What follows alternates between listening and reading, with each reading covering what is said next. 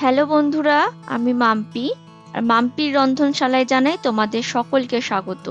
আশা করি তোমরা সকলে খুব ভালো আছো আর আমিও খুব ভালো আছি।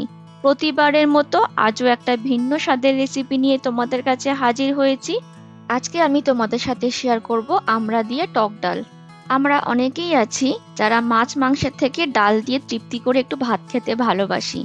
আর সেই ডালে যখন আসে নতুনত্বের স্বাদ, তাহলে বেশ ভালোই হয়। আর টক ডাল খাবারের রুচি ফিরিয়ে নিয়ে আসে, তাছাড়া হয় অনেকটাই তৃপ্তিদায়ক। মুসুর ডালের অনেক রেসিপি আগে আমি অনেকবার পোস্ট করেছি, আর সেই রকমই মুসুর ডালের আর একটা ভিন্ন স্বাদের রেসিপি নিয়ে তোমাদের কাছে চলে এসেছি। তাহলে চলো বন্ধুরা, আমড়া দিয়ে মুসুর ডাল বা আমড়া দিয়ে টক ডাল কি করে করছি সেটাই তোমাদের সাথে আমি শেয়ার করে ফেলি। আজকে রান্নার জন্য যে উপকরণগুলো লাগছে চলো সেগুলো আগে তোমাদের দেখিয়ে দিই। দেখো, এখানে আমি মুসুর ডাল নিয়ে নিয়েছি, আর এখানে আছে আমড়াগুলোকে জাস্ট আমি খোসা ছাড়িয়ে ভালো করে ধুয়ে রেখেছি। এখানে আছে নুন, চিনি, হলুদ গুঁড়ো, সর্ষে, আর আছে দুটো শুকনো লঙ্কা। আর আজকের এই ডালটা করতে আমাদের লাগবে সর্ষের তেল। তাহলে এই হচ্ছে আজকে রান্নার উপকরণ। একটা বড় বাটির মধ্যে আমি সমস্ত ডালটা ঢেলে নিলাম। তারপর এর মধ্যে দিয়ে দিলাম বেশ খানিকটা পরিষ্কার জল। তারপর খুব ভালো করে হাত দিয়ে কচলে কচলে 2-3 বার জল পাল্টে পাল্টে ডালটাকে একদম পরিষ্কার করে ধুয়ে নিতে হবে।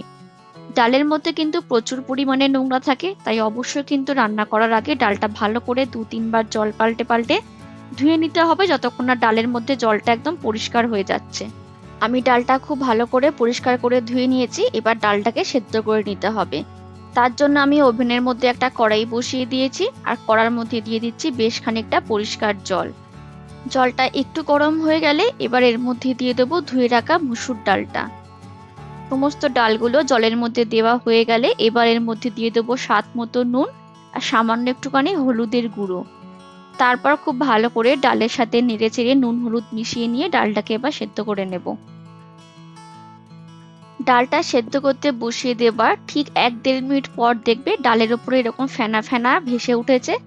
এগুলো যতটা পারবে একটা হাতা দিয়ে ফেলে দেবে। এগুলো কিন্তু শরীরের জন্য একদম ভালো নয়। পুরোটা ফেলা তো সম্ভব নয়, যতটা পারবে ততটা ফেলে দেওয়ার চেষ্টা করবে। তোমরা ভিডিওতে দেখে নিশ্চয়ই বুঝতে পারছো যে আমি ফেনাগুলোকে কিন্তু ফেলে দিচ্ছি। তারপর আবার ভালো করে নাড়িয়ে চাড়িয়ে নিয়ে ডালটাকে ভালো করে এবার সেদ্ধ করে নেব। তার জন্য আমি এখানে দিয়ে দিলাম একটা ঢাকা, এতে ডালটা খুব তাড়াতাড়ি সেদ্ধ হয়ে যাবে। ফিরে এলাম 8-10 মিনিট পর। মুসুর ডাল সেদ্ধ হতে কিন্তু একদমই অল্প সময় লাগে। এইদিকে দেখো জলটা একদম টেনে নিয়েছে, আর ডালটা কিন্তু খুব ভালোভাবে সেদ্ধ হয়ে গেছে। এবার আমি হাতার পেছন দিকটা দিয়ে ডালটাকে এইভাবে একটু ঘেঁটে দিচ্ছি। এতে ডালটা ঘনও হবে আর খেতেও ভালো লাগবে। তোমাদের কাছে ডাল ঘুটনি থাকলে সেটা দিয়েও ডালটাকে ঘেঁটে দিতে পারো। যেহেতু আমার কাছে নেই, তাই আমি হাতা দিয়ে ডালটাকে ঘেঁটে দিচ্ছি ভালো করে। ডালটা ভালোভাবে সেদ্ধ হয়ে গেলেও জলটা কিন্তু একদম কমে গেছে, তাই জন্য এখানে আমি কিছুটা গরম জল দিয়ে দিলাম। তোমরা ডাল যে যেরকম খেতে পছন্দ করো, ঘন বা পাতলা, সেই বুঝে এখানে জলটা দিয়ে দিতে হবে। জলটা দিয়ে খুব ভালো করে ডালের সাথে আমি নেড়ে চেড়ে মিশিয়ে নিচ্ছি।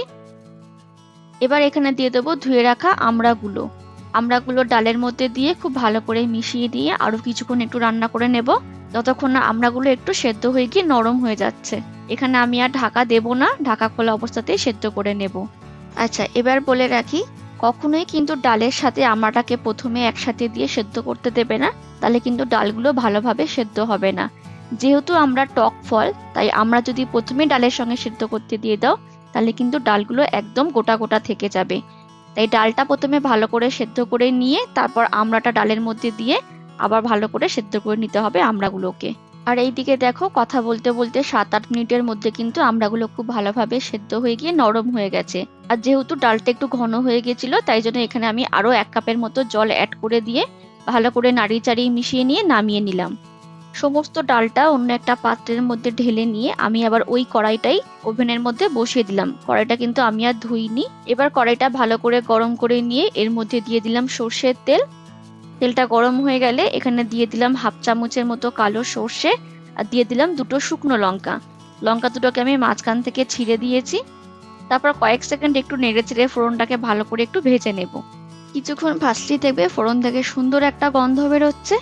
যে কোনো ডালের রেসিপিতে ফোড়নটাই হচ্ছে কিন্তু মেন। এই ফোড়নের উপরেই কিন্তু ডালের স্বাদ নির্ভর করে। ফোড়নটা খুব ভালো করে ভাজা হয়ে গেলে এবার খুব সাবধানে সেদ্ধ করা ডালটা কিন্তু এই ফোড়নের মধ্যে আমি ঢেলে দিলাম। সমস্ত ডালটা ফোড়নের মধ্যে ঢেলে দিয়ে খুব ভালো করে নেড়েচেড়ে একটু মিশিয়ে নেব। তারপর এখানে একটু নুনটা চেক করে নেব। নুনের পরিমাণ কম লাগলে নুনটা এখানে দিয়ে ভালো করে একটু মিশিয়ে নিতে হবে। আমার রান্নায় নুনটা একটু কম ছিল, তাই এখানে আমি সামান্য একটু নুন দিয়ে দিলাম। আর যেহেতু এটা টক ডাল, তাই টক ভাবটাকে ব্যালেন্স করার জন্য দিয়ে দিলাম খুব সামান্য একটুখানি চিনি। ডালে চিনিটা অবশ্যই দিও, চিনিটা দিলে ডালটা মিষ্টি হবে না, অথচ খেতে কিন্তু ভালো লাগবে। নুন আর চিনিটা দিয়ে খুব ভালো করে নেড়েচেড়ে ডালের সাথে আমি মিশিয়ে নিচ্ছি। এবার আমি ডালটাকে একটু ফুটতে দেব। ডালটা আমি খুব ভালোভাবে ফুটিয়ে নিয়েছি। ডালটা দিয়ে কিন্তু দারুণ সুন্দর একটা গন্ধ বেরোচ্ছে। সর্ষে শুকনো লঙ্কার কিন্তু একটা ভাজা ভাজা গন্ধ বেরোচ্ছে। খেতে কিন্তু দারুণ লাগে এরকম টক ডাল। তাহলে বন্ধুরা, আমাদের টক ডাল কিন্তু রেডি। এটাকে এবার নামিয়ে নিয়ে চলো তোমাদেরকে পরিবেশন করে দেখাই। তাহলে বন্ধুরা, আমার আজকের রেসিপি ছিল আমড়া দিয়ে টক ডাল, যেটা কিন্তু পরিবেশনের জন্য একদম তৈরি হয়ে গেছে। এইরকম ঘন আমড়া দিয়ে টক ডাল বা মুসুর ডাল গরম গরম ভাতের সাথে খেতে কিন্তু খুবই ভালো লাগে। আর যদি এই রকম ডাল থাকে তাহলে কিন্তু বিশেষ কিছু আর দরকার পড়ে না, কিছু একটা ভাজা থাকলেই কিন্তু তৃপ্তি করে ভাত খাওয়া যাবে। আর যদি থাকে এরকম টক ডালের সাথে ঝাল ঝাল আলু পোস্ত, তাহলে তো আর কোনো কথাই নেই, খাবারটা একদম পুরো জমে যাবে। তাহলে বন্ধুরা, তোমরাও ঝটপট এরকম আমড়া দিয়ে টক ডাল বানিয়ে ফেলো। আশা করছি তোমাদেরও খেতে একই রকম ভালো লাগবে। তাহলে আমার আজকের ভিডিও আমড়া দিয়ে মুসুর ডাল বা আমড়া দিয়ে টক ডাল তোমাদের কেমন লাগলো প্লিজ কমেন্ট করে জানিও। ভালো লাগলে প্রতিবারের মতো একটা লাইক করে দিও। আর যেসব বন্ধুরা আমার চ্যানেলে নতুন ভিডিও দেখছো, তারা আমার চ্যানেলটাকে সাবস্ক্রাইব করে নিয়ে আমার পাশে থেকো। দেখা হবে এইরকমই আরো নানান স্বাদের রেসিপি নিয়ে খুব তাড়াতাড়ি। ততক্ষণের জন্য ভালো থেকো, সুস্থ থেকো এবং অবশ্যই সাবধানে থেকো। টাটা।